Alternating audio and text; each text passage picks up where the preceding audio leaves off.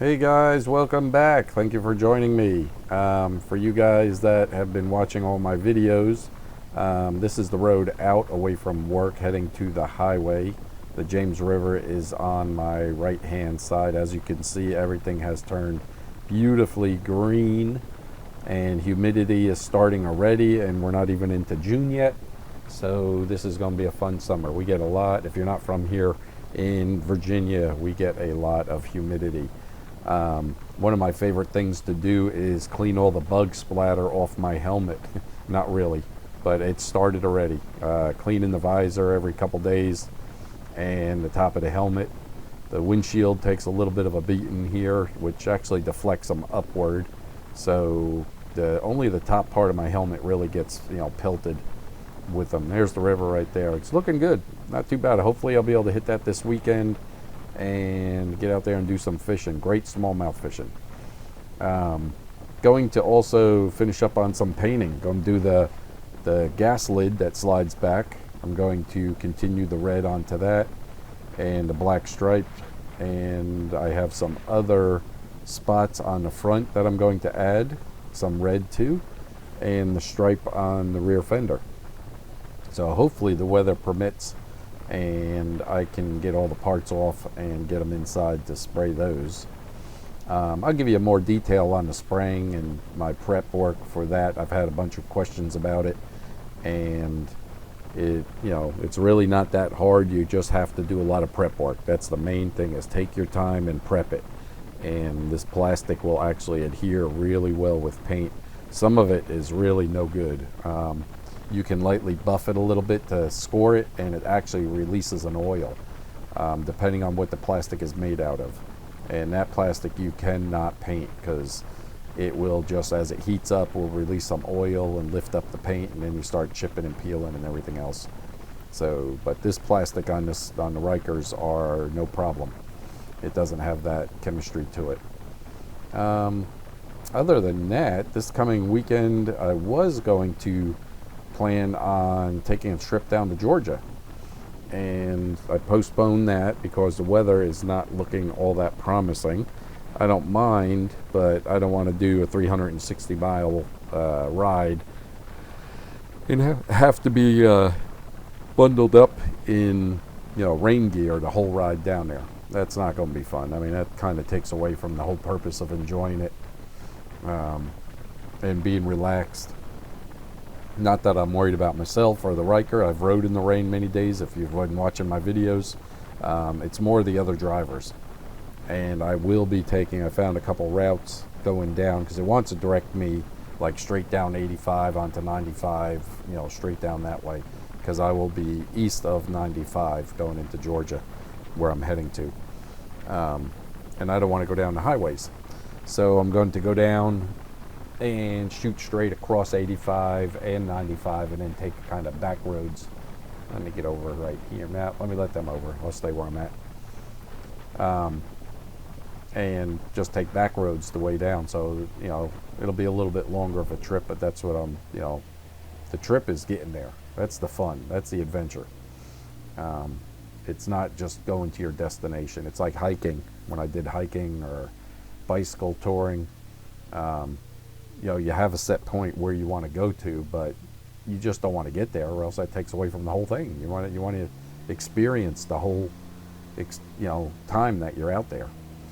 So that's why I always tell people, take your time, unless you're just heading to a friend's house and you just got to get there and that's all there is to it. That's one thing. But when you want to experience the journey, excuse me, tired, rough day at work. You want to experience the journey. That's all the adventure is getting there. That's where you can have all the fun and see all the new things and experience and meet people. So yeah, I didn't want it raining. So I said, we're going to skip out on that. I'll do a little fishing maybe this weekend and work on the Ryker. I got most of the honeydew list done around the house, so that's pretty good. I've got a little bit of painting and trim work to do in the kitchen. We hung some new cabinets and all that.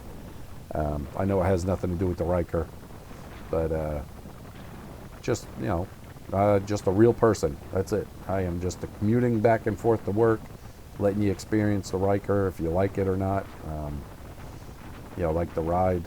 And if you have any questions, you can see other people are chiming in. I'm getting really good response with that.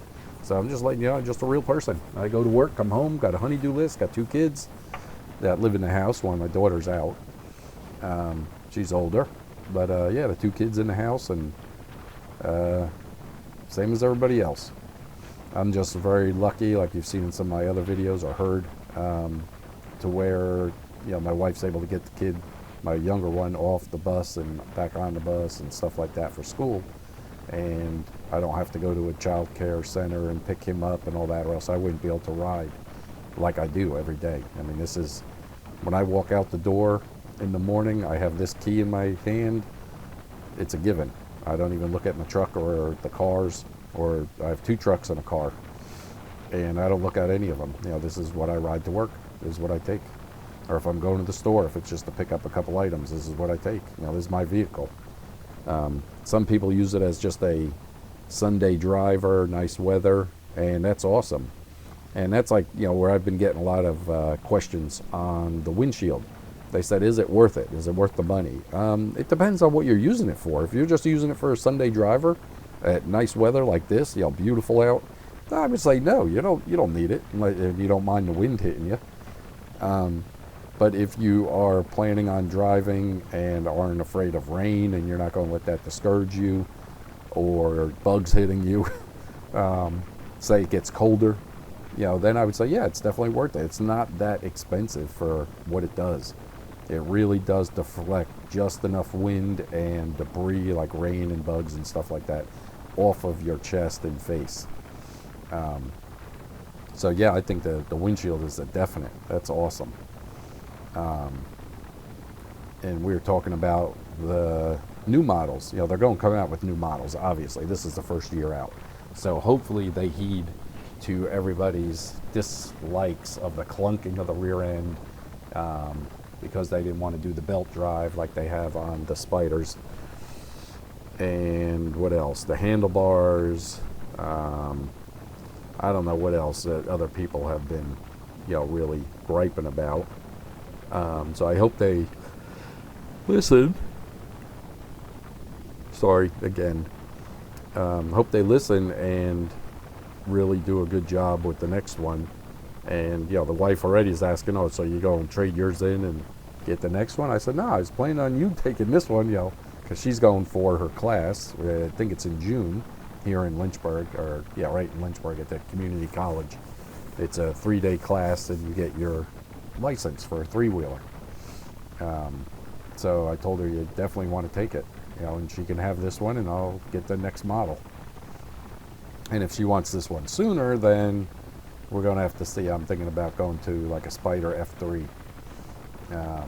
I looked at the Slingshot, and that's not too bad, but you kind of lose the whole thing of riding a motorcycle. It's like pretty much a 3-wheel car, the way you sit in it and everything.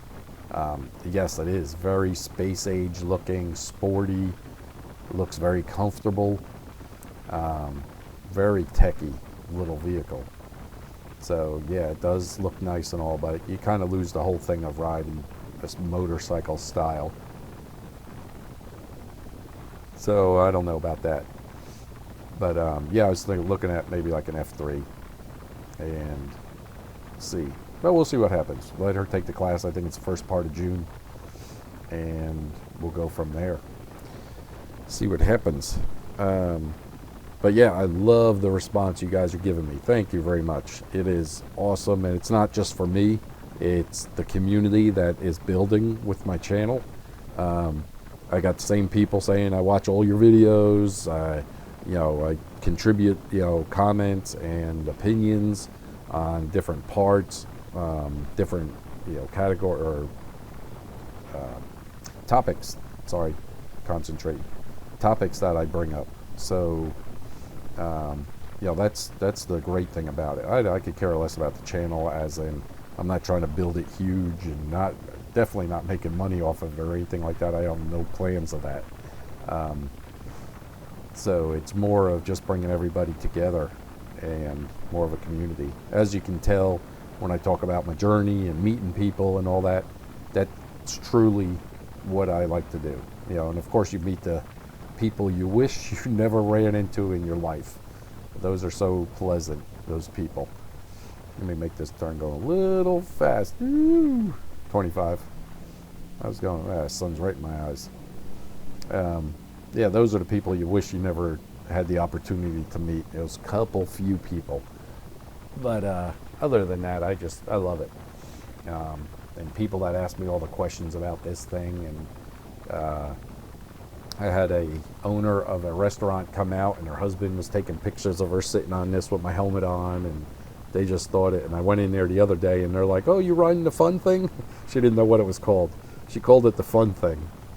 And I said, "Yeah, I got the fun thing with me." Man, that train track is bumpy. Golly. But this does pretty good with the suspension. You got to lift yourself up a little bit or you get beat up, but it's not too bad.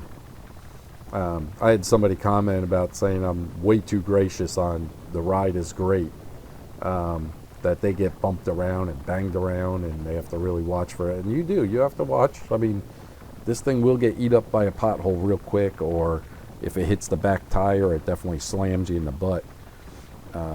So you got to get up off the seat if you can. So, I mean, it's not perfectly smooth, by no means.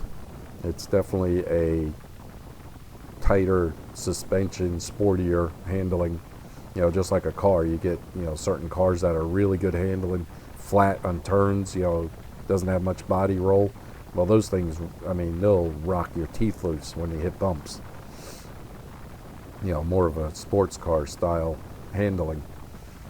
So it's not a Goldwing style like on Spiders where you don't even feel the bumps. It just sucks up the bumps. Well, for one, you don't have the weight.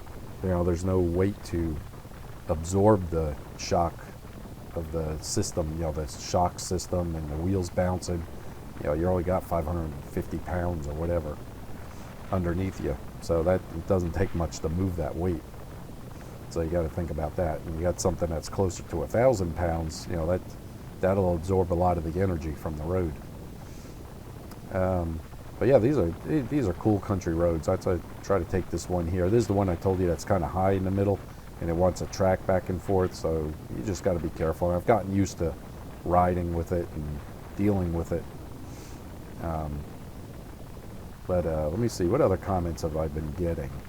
Gosh, there's so many. When I post a video, I get so many, and as a lot of you who have commented, and you see my response time, I get it on my phone, and I try to respond instantly. Unless it's towards evening, then you're not getting it till morning. Sorry, I need my beauty sleep.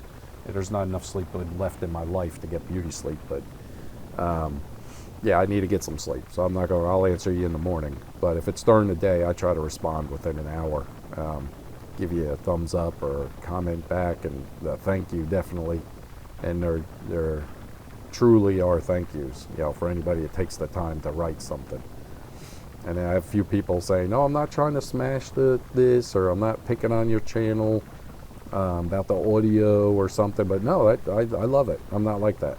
I'm not that kind of person that gets offended over it. Everybody has an opinion, and everybody, has good input, good comments, especially people that are driving these things, and everybody's input is, welcome.